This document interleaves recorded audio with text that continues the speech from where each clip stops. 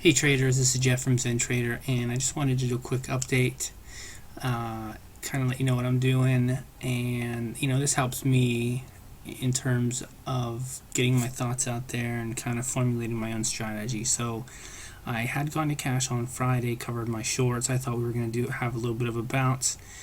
I actually bought some stocks long yesterday. This was just a quick semi-risky trade. It worked out today, although today was one of those days where in the morning I was up X amount and I ended up getting shaken out. It would have been right here. I got shaken out of my positions, and then shortly after the market just turned around and just really rocketed higher. So instead of making 2x, I made half an x.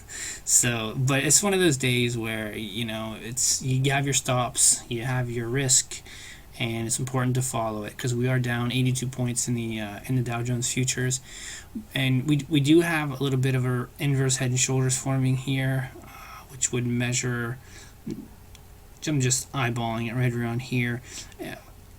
I'm seeing something. I saw some things yesterday that made me think that my timing signal was going to change.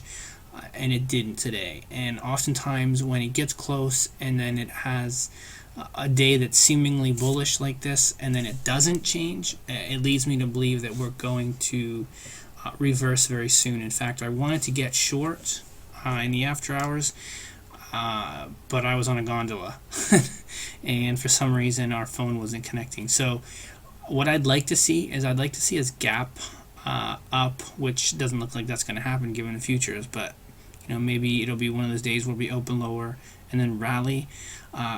We've got this gap that could be filled on the Nasdaq. We're typically right at the area where the markets do reverse.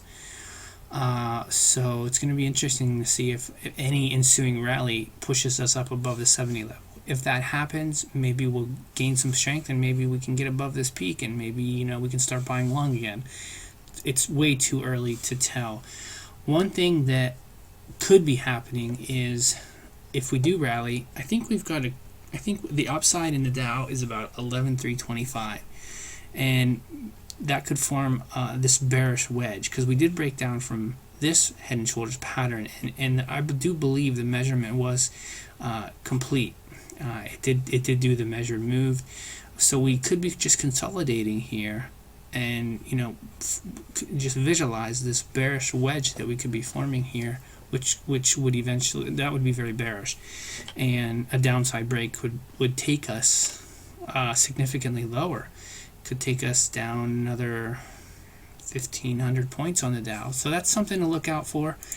On the VIX, what I'm surprised about is that the 10-day moving average of the VIX is not rolling over. It's staying pointing straight up, showing that volatility is still high, and even though high volatility does lead to low volatility, you don't want to get in front of it because this could turn out to be a move like this. So this is a somewhat challenging market to try to decide where do you get back short once you've already covered. So here I wanted to show you this XPX chart because you can kind of see the bearish wedge. If we move up here to about 11, I'd say about 1180, 1185, draw a line connecting the tops, draw a line connecting the bottoms, and there you've got your bearish wedge.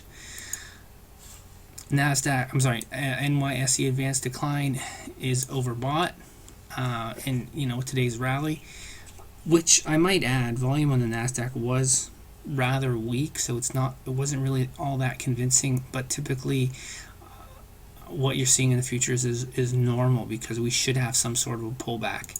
And then the last chart that I wanted to show to you is the Nasdaq Summation Index, which it's still pointing lower, and it's still and this signifies that the market is still weak, and until this starts to turn up and have a couple closes in the green, I wouldn't get too excited about buying anything on the long side at this point. So we'll talk to you guys later.